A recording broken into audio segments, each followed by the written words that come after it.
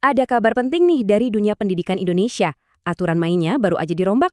Ada peraturan menteri baru yang berpotensi besar mengubah cara kita semua belajar dan mengajar. Nah, di sini kita akan coba bedah bareng-bareng sebenarnya apa sih isi dan makna dari Permendikdasmen nomor 1 tahun 2026 ini. Jadi, pertanyaan utamanya kan simpel ya. Standar baru buat belajar mengajar di Indonesia tuh sekarang kayak apa sih? Nah, peraturan inilah yang coba menjawab itu semua, menggantikan aturan lama yang mungkin udah kurang pas lagi sama tantangan zaman sekarang. Oke, ini dia agenda kita. Pertama, kita bakal lihat dulu fondasi aturan barunya. Terus kita dalami 3 prinsip utamanya. Habis itu kita lihat gimana penerapannya di kelas, lanjut ke cara baru soal refleksi, dan terakhir kita bahas dampaknya buat kita semua. Siap ya? Oke, kita masuk ke bagian pertama. Jadi kenapa sih perlu ada peraturan baru? Gampangnya gini, aturan yang lama yang dari tahun 2022 itu dianggap udah nggak klik lagi. Nah, yang baru ini tujuannya adalah biar proses belajar itu jadi lebih efektif, lebih efisien, dan yang paling penting, benar-benar bisa bantu siswa mencapai kompetensi yang mereka butuhkan. Nah, jantung dari semua peraturan ini tuh ada di satu konsep kunci, namanya standar proses. Gampangnya gini deh, ini tuh semacam kriteria minimal tentang gimana seharusnya proses belajar mengajar itu jalan. Jadi, ini bakal jadi pegangan utama buat semua pendidik di Indonesia. Standar proses ini tuh punya 3 pilar utama. Logis banget kok urutannya. Semuanya diawali dari perencanaan, terus lanjut ke pelaksanaan di kelas, dan ditutup dengan penilaian proses. 3 langkah inilah yang jadi kerangka kerja dari semua aturan baru ini. Nah, ini dia nih bagian yang menurut saya paling menarik. Peraturan ini tuh bukan cuma soal aturan teknis loh, tapi ada roh atau filosofinya. Ada 3 prinsip kunci yang jadi fondasi dari setiap proses belajar. Yuk, kita lihat satu persatu. Prinsip pertama, berkesadaran. Maksudnya apa? Ini bukan cuma nyuruh murid buat belajar, tapi bikin mereka sadar kenapa mereka belajar sesuatu. Coba bayangin, murid yang belajar matematika bukan cuma buat ngerjain soal, tapi karena dia paham kalau itu bisa bantu dia ngatur uang jajan. Nah, kesadaran kayak gini yang bakal bangun motivasi dari dalam diri dan bikin mereka bisa ngatur belajarnya sendiri. Lanjut ke prinsip kedua, bermakna. Ini penting banget. Artinya, apa yang dipelajari di kelas tuh nggak boleh berhenti di situ aja. Tujuannya, murid harus bisa nyambungin ilmunya sama kehidupan sehari-hari. Biar apa? Biar ilmunya itu benar-benar kepake dan jadi dasar buat mereka belajar hal-hal baru lagi nanti.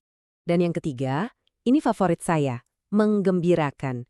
Intinya simple, belajar itu harusnya menyenangkan, bukan jadi beban. Ini soal gimana caranya kita ciptain suasana kelas yang positif, yang tantangannya tuh terasa seru, bukan bikin takut. Kalau kelasnya udah asyik, kan murid juga jadi lebih semangat buat nanya dan ikutan aktif, ya kan? Oke, filosofinya udah dapet nih. Keren kan? Tapi pertanyaannya, gimana cara bawa 3 prinsip tadi ke dalam praktek sehari-hari di kelas? Nah, ayo kita lihat gimana peraturan ini ngejabarin langkah-langkahnya dari sekedar rencana sampai jadi aksi nyata. Nah, ini kabar baik buat para guru. Peraturan ini benar-benar menyederhanakan urusan administrasi. Rencana pembelajaran sekarang minimal cuma butuh 3 hal ini. Apa sih tujuan pembelajarannya? Terus langkah-langkah buat mencapainya gimana? Dan terakhir, cara penilaiannya seperti apa? Udah itu aja. Jadi nggak ada lagi tuh dokumen tebel yang ribet. Fokusnya langsung ke inti pembelajaran. Peran guru juga dirombak loh. Bukan lagi cuma sebagai sumber ilmu di depan kelas. Sekarang guru itu lebih jadi kayak pemandu. Pertama, jadi teladan lewat sikapnya. Kedua, mendampingi murid pas mereka lagi butuh arahan. Dan ketiga, memfasilitasi. Artinya, membuka jalan dan kesempatan belajar. Jadi fokusnya benar-benar geser dari yang tadinya mengajar di depan, jadi mendampingi di samping. Oke, sekarang kita sampai di pilar ketiga yang krusial banget, penilaian. Tapi jangan bayangin penilaian yang bikin tegang ya. Peraturan baru ini melihat penilaian itu bukan sebagai ajang penghakiman, tapi lebih kayak cermin. Sebuah alat refleksi buat semua orang yang terlibat dalam proses belajar. Nah, ini dia poin kuncinya. Dengerin baik-baik ya. Penilaian proses pembelajaran itu adalah asesmen terhadap perencanaan dan pelaksanaan pembelajaran. Jadi, yang dinilai itu bukan cuma hasil akhir murid, tapi keseluruhan prosesnya. Mulai dari gimana guru bikin rencananya, sampai gimana pelajaran itu dibawakan di kelas. Ini benar-benar cermin buat proses mengajarnya itu sendiri. Dan yang lebih keren lagi, lihat deh siapa aja yang bisa ngasih penilaian. Ini bukan lagi sistem dari atas ke bawah. Guru bisa refleksi buat diri sendiri. Terus sesama guru bisa saling kasih masukan buat bangun budaya belajar bareng. Kepala sekolah juga ngasih umpan balik yang membangun. Dan ini yang paling penting, murid juga dilibatkan. Mereka diajak menilai proses belajarnya sendiri, biar mereka jadi lebih mandiri dan bertanggung jawab. Keren banget kan? Oke, kita udah bedah aturannya satu persatu. Terus, apa artinya ini semua di lapangan? Dampak nyatanya di ruang kelas tuh bakal kayak apa sih buat guru, siswa, dan bahkan orang tua? Yuk kita rangkum pergeseran-pergeseran utamanya. Jadi, intinya apa sih yang berubah? Coba kita bayangin bareng-bareng. Ada kelas di mana hafalan itu udah nggak zaman, diganti sama pemahaman yang nyambung sama kehidupan nyata. Rencana ngajar guru jadi lebih luas, fokus ke tujuan, bukan ngejar setoran administrasi.